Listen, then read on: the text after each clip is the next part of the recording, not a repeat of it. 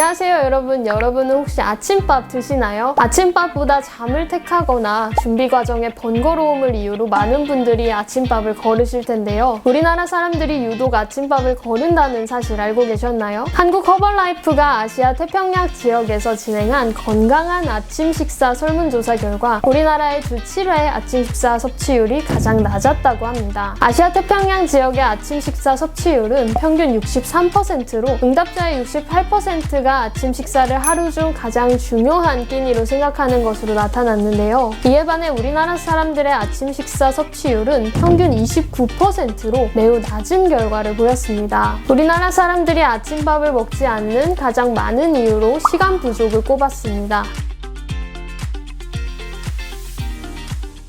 아침밥을 먹어야 건강에 좋다는 사실은 널리 알려졌지만 왜 그런지 정확하게 알고 있는 사람은 많지 않죠. 아침밥을 거르면 하루를 시작하기 위해 몸의 필요로 하는 영양소, 에너지가 부족해집니다. 특히 포도당을 주 에너지원으로 이용하는 뇌의 활동이 제대로 이루어질 수가 없는데요. 보통 두뇌 활동에만 약 400kcal 정도가 소모된다고 합니다. 그뿐만 아니라 아침밥을 먹지 않으면 뇌 속의 식용중추와 감정중추가 영향을 받아서 정서가 불안해지고 집중력이 떨어져 공부나 업무의 효율이 떨어지기도 합니다. 그렇다고 아침밥을 너무 과하게 먹으면 복통에 시달리시는 분들도 계실 텐데요. 먹자니 귀찮고 거르자니 찜찜한 아침밥이죠. 저와 함께 시간이 많이 걸리지 않으면서 간편한 그리고 건강하기까지 한 오늘의 주제인 들기름에 대해서 알아볼까요? 들기름 하면 두 가지가 떠오르실 텐데요. 바로 생들기름과 볶은 들기름이죠. 저는 여기서 생들기름을 추천드리고 싶습니다.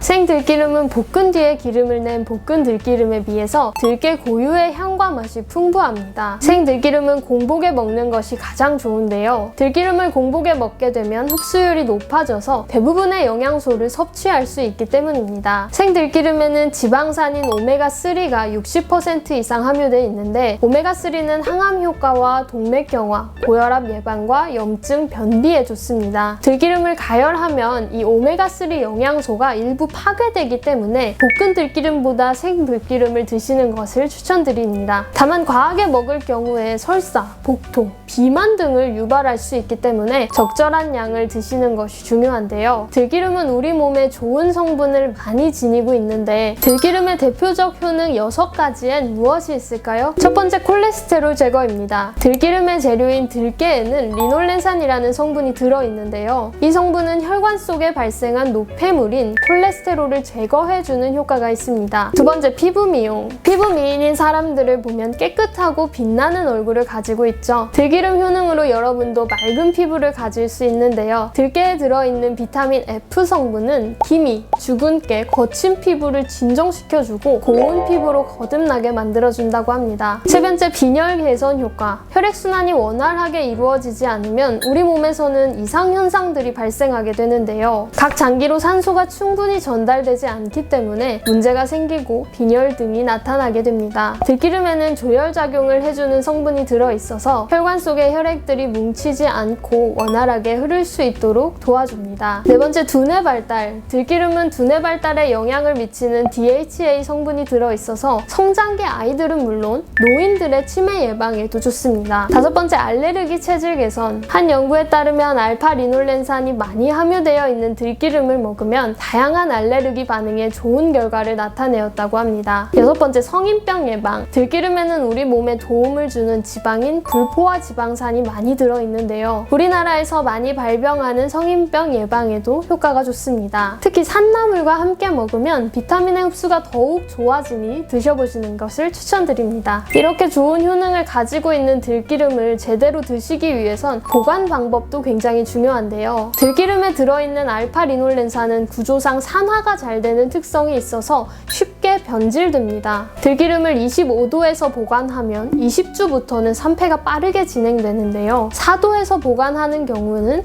40주까지 산패를 방지할 수 있습니다. 또한 직사광선을 피하고 온도 변화가 없는 서늘한 곳에 보관해야 합니다. 간혹 부엌 창장이나 부엌 창틀에 보관하시는 분들 계실 텐데요. 장기간 보관하실 때는 반드시 냉장고에 보관해 주셔야 들기름을 안전하게 드실 수 있습니다. 들기름은 따뜻한 성질을 가지고 있어 있어 평소에 열이 많아 땀을 많이 흘리시는 분들이 과다하게 드시면 배탈이나 설사를 유발할 수 있으니까 3큰술 이내로만 드시는 것이 좋고, 유통기한은 보통 6개월이지만 쉽게 산화되는 특성상 개봉 후에는 1, 2개월 이내에 드시는 것을 추천드립니다. 만성 피로는 물론 심장이나 혈관에 좋은 들기름, 혈액이 지나다니는 통로에 찌꺼기가 쌓이면 각종 질병을 유발하죠. 고속도로가 시원하게 뻥 뚫려 있어야 병목 현상이 나타나지 않는 원리와 비슷한데요. 우리 몸이 자동차라면 불시원샷 같은 엔진 세정제라도 넣겠지만 그렇지 않으니까 혈관 세정제라고 생각하시고 아침에 하루를 시작하기 전 들기름 한두 숟갈 드셔보시는 건 어떨까요? 이건 한두 숟갈 먹는다고 뭐 달라지겠어 라고 생각하실 수 있겠지만 아침 공복을 건강하게 해결해주고 그 한두 숟갈이 매일 쌓이고 쌓이다 보면 우리 구독자 여러분의 혈관은 분명 그 전보다 깨끗하게 뻥 뚫릴 거예요. 오늘 저와 함께 들기름에 대해서 알아보았는데요. 도움이 좀 되셨나요? 오늘 준비한 김가은 한의사의 무병장수 건강 정보는 여기까지입니다. 오늘 영상이 도움이 되셨다면 구독과 좋아요 그리고 알림 설정까지 눌러주시는 거 잊지 마시고요. 다음 시간에도 좋은 내용으로 찾아오겠습니다.